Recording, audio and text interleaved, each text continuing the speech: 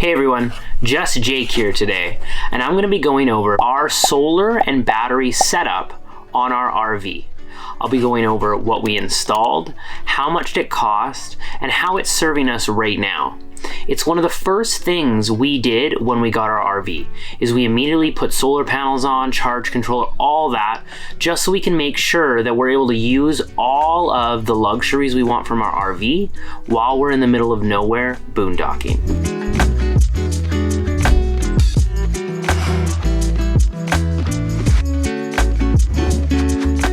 Before we get into everything, I have to start off by saying we are not experts at all, but I did as much research as I could before installing to make sure we tried to get everything we needed. This is not a how-to video. This is just our setup, what we did, and how it's been going for us. We're gonna start off our system at the top, our solar panels that are mounted to the roof. I installed 4 100-watt monocrystalline Renogy solar panels. They are all connected together through Y-connector cables that go into our solar panel housing unit. This allows the cables to enter into the RV in a nice waterproof way. To secure the panels down to the roof, I used Z mounting brackets, and I used lots of Dicor sealant to seal the holes from the solar panels. Now I can't stress it enough, I used a lot of Dicor sealant. Water damage in an RV is really bad news. So 3 times a year I inspect all the seals on our entire RV. Once when I dewinterize, once when I winterize, and once mid-season. Checking the seals really puts me at ease that this trailer is gonna last as long as it possibly can for us. Once the cables have entered the RV, they go through one of our closets beside the bed and down in beside our bed into a charge controller.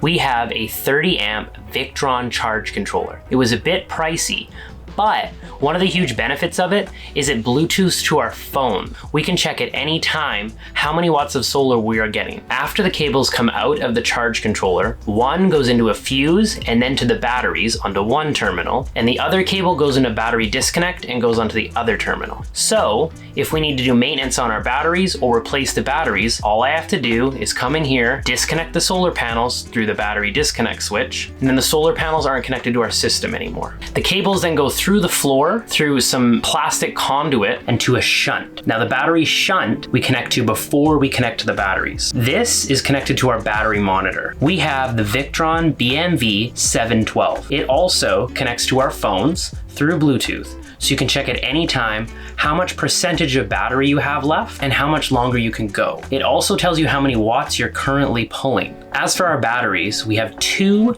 6-volt lead acid batteries with a total of 220 amp hours. With lead acid batteries, you can only discharge down to 50%. This means we can only use 110 amp hours of our battery. This has been enough for us while we have our solar, and we also recently got a generator. So I think with that, we'll be okay for quite some time.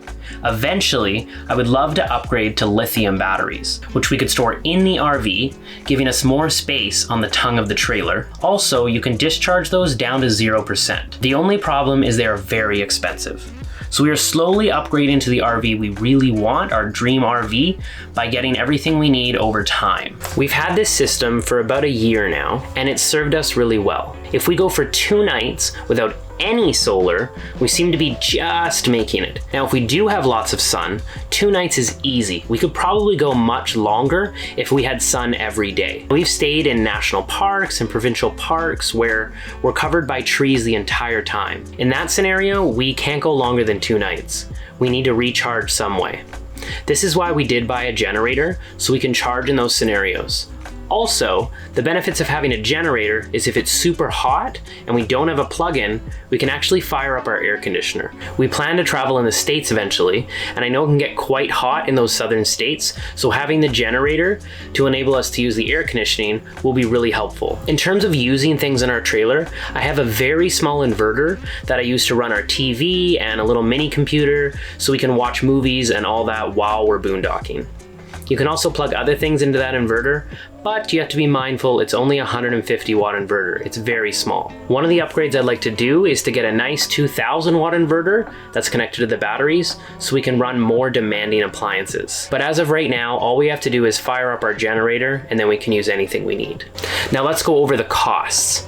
This was not super cheap to install solar into our RV. We have mounting brackets, $25. The entry housing for our solar cables, $30. 4 100 watt solar panels, a total of $600. The die-core sealant, $50. All the cables, $80. The Victron solar charge controller, $300. Battery disconnect switch, $30. Battery monitor, $300. Fuses, $50. Our 2 batteries, $500. That comes to a total of about $2,000. You might think that's expensive, but again, I think it's worth it. This solar setup has been great for us and we're really happy with it. Thanks for watching, everyone.